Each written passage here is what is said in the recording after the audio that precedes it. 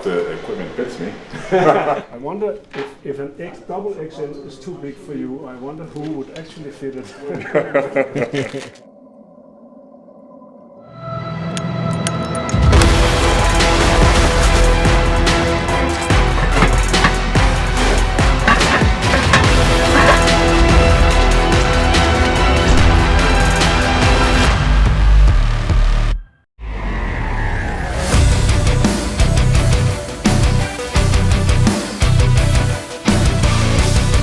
Okay, Larry, so welcome to the deepest pool in the world, Deep Dive Dubai. Thanks for having me. My name is Jesper. I'm from Denmark. I have a background in publishing, in dive magazine publishing. I'm the head of marketing here at Deep Dive Dubai. And I'm also the chief instructor. I'm a training course director, so I can train dive instructors to train divers. I've been here 6 years working on the project. And we recently launched, in the beginning of July, we launched it for the first time. So you are one of the pioneers. You're doing this for, we've only been in operation for about a month. So we are still super excited to have people coming in because this project has been secret for so many years, but now we are public. So welcome. This is fresh water. It's circulated every 6 hours during our filter system. We have 14 million liters of water, which is a huge amount of water. It's, as I said, the deepest pool in the world, but it's actually, the depth is actually, as we like to say, one of the least interesting aspects of the pool, because as you can see, it's themed like a sunken city.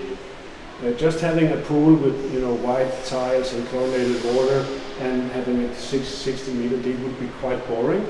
So the developers of the project decided to do something quite unique and give it this, Dubai spin and build something that was literally out of this world. I'm going to take you to the dressing room now, where we'll find some equipment for you, and then we'll take you up to the dive deck and go through the procedures of actually doing a dive. All right, I hope the equipment fits me. Otherwise, you can dive in that kit because it's very warm. It's on tropical temperature, so you'll be fine just diving like this. You can spend an hour without being cold. Oh, okay. So, yeah, sounds good to me. I'm excited. Let's do it. All right. Okay. This is a double XL. This is the biggest one we got. So better be big enough. Oh, yeah, no problem. Fine. That's fine. That's good. It's actually almost too big. Yeah, I think but we can adjust it a little bit. Let me see if an XL is big enough for you actually. I wonder if an double XL is too big for you, I wonder who would actually fit it. Good question.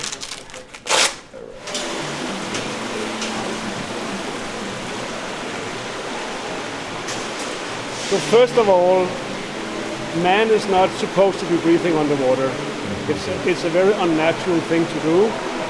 So the first thing we have to do is actually to overcome a very natural instinct, which is holding our breath, because we need to breathe all the time when we dive. Rule number 1 in scuba diving is never hold your breath, always breathe.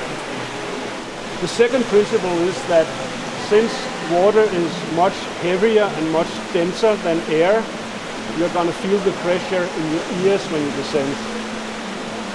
And you know the feeling from when you drive over a mountain or you're in an airplane, that your ears start to feel a little bit squeezed, and then maybe you sink, you swallow like this, and then your ears pop. So you need to do the same underwater, but you need to do it much more frequently because water is much heavier. Yeah. The easiest way to do it is actually to grab your nose and blow like you were trying to blow the air through the blocked nose. Try that. Give a click. Yeah. So now you know how to equalize. That's what we call equalizing. You need to do it frequently. You cannot just do it once and then continue your dive. You have to do it kind of all the time. As soon as you feel a little bit of squeeze in the ears, you equalize. Rule number 3 is about propulsion. It's about moving underwater. We do not use our arms. We don't swim like this. Because if you and me are diving together and I'm next to you and I do this, you're going to be really annoyed with me. So what you do with your arms is either, you can do that, you can hold them stretched like this, have them like down, you can fold them, but just relax. don't use your arms for propulsion, use your legs. And what you do is not moving like this, because that's very inefficient. You want to move like this. So if you remember, if you kind of use your hip as the pivot point, and then stretch the legs, and then move the blades up and down like that. That's the most efficient way to swim. The next thing, and probably the most important thing, is controlling your buoyancy. Because you want to be neutral when you dive. You don't want to sink, especially not in the deepest pool in the world. And you don't want to go to the surface unless you want to go to the surface. But you don't want to kind of end up in the surface without intent. So we need to be able to control our buoyancy. You're going to be wearing a BCD, which is a buoyancy control device. And you can inflate and deflate with gas from the tank. And that makes it possible for you to control your buoyancy. So when you go down, the gas inside the ring is going to be squeezed, but you can compensate by adding more gas. And when you go up again, you want to let that gas out, because you want to be in control. You want to have, good buoyancy control all the time. One thing that you also need to make sure, I will make sure for you, but I'm just showing you this, is that if you look at the pressure gauge here, now it shows us that we have 200 bars, which is a full tank. At some point during the dive, the needle will go lower and lower and lower. We don't want it to go below 50 bars, because then we need to make sure that you have enough gas to exit the dive and get safely to the surface. So 50 bars is going to be our limit.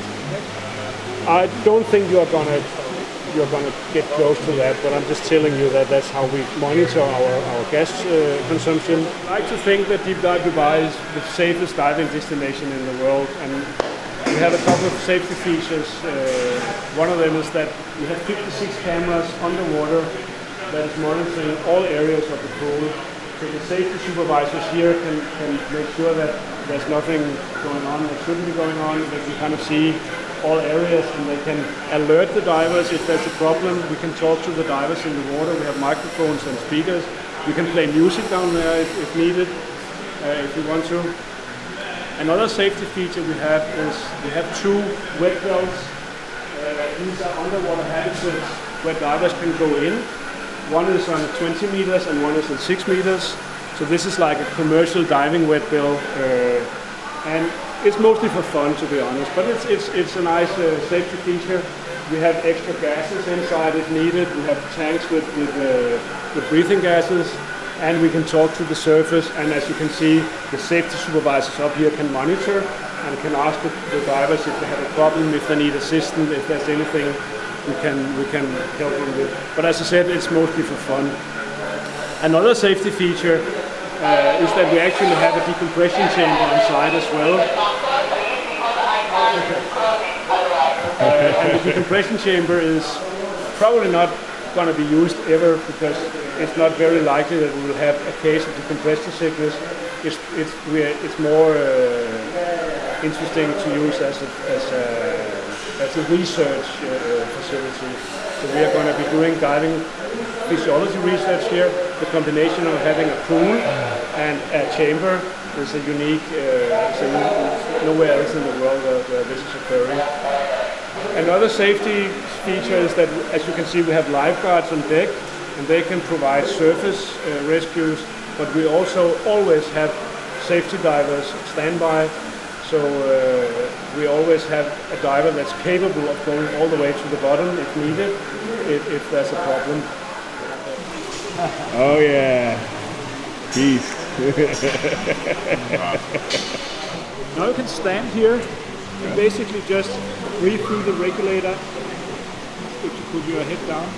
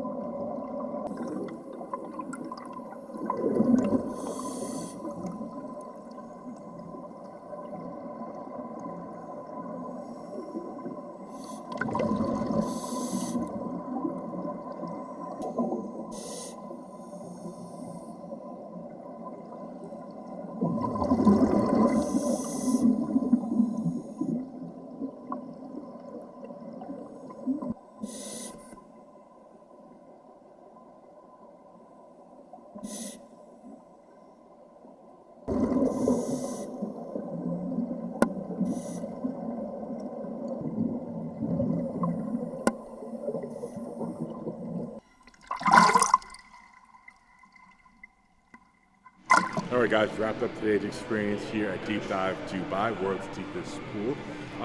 Very awesome. First time I've ever been scuba diving. So, like I said earlier, what better way to do it than in a controlled environment? Now, I do enjoy it, and while it was a bit intense getting used to equalizing and the pressure in the ears, he was telling me that the closer to the surface, the more frequently you have to equalize. So the deeper you go, the less often you have to do it. But with that said, if I want to go deeper than 15 meters, I have to take courses, which I might be interested in doing because I always also want to do scuba diving in a tank with marine life and also in the ocean. But I do hear that the diving here in Dubai is not so exciting because it's very sandy and there's not much marine life. But it doesn't mean that once I'm certified, I can dive anywhere in the world. So it's certainly something I'm going to set my eyes on, just have some fun with it.